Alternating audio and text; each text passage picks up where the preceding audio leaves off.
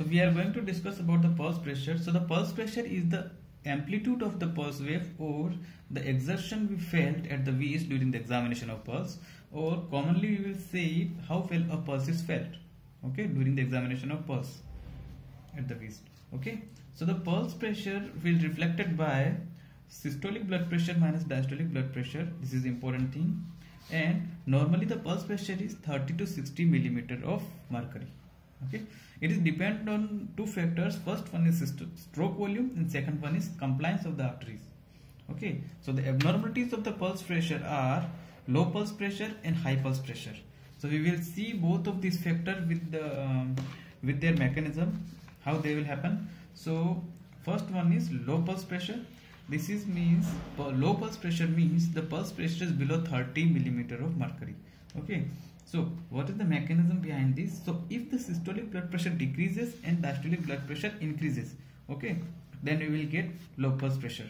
Okay, so see here, systolic blood pressure will decreases, then what happen? Cardiac output will fall. Okay, so the stimulation of sympathetic activity will occur and arteriolar constriction occur, which lead to the peripheral resistance increase.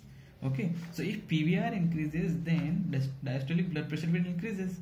Okay, which lead to the low pulse pressure. Okay, and low pulse pressure, low pulse is when we feel the pulse which feels very low, it is also called as thready pulse. Okay, this is very important, and we will get thready pulse in hypovolemic shock, hemorrhagic shock and septic shock. This is important, and other examples are pericardial effusion and constrictive pericarditis and congestive heart failure. Okay, so moving toward the second condition, this is the high pulse pressure. So what is high pulse pressure? Is pulse pressure is above 60 mm of Hg.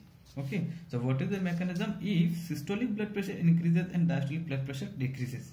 Okay, so what is happening here is systolic blood pressure increase, which lead to the increase in cardiac output.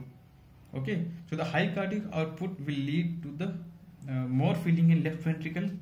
Okay, if left ventricle filling is more, then the left ventricular strain will increases. Okay, if strain is increases, then compensatory mechanism occur, which compensatory mechanism will lead to the peripheral vasodilation. Okay, so the PVR decreases, means peripheral vascular resistance decreases, which lead to the decrease in diastolic blood pressure.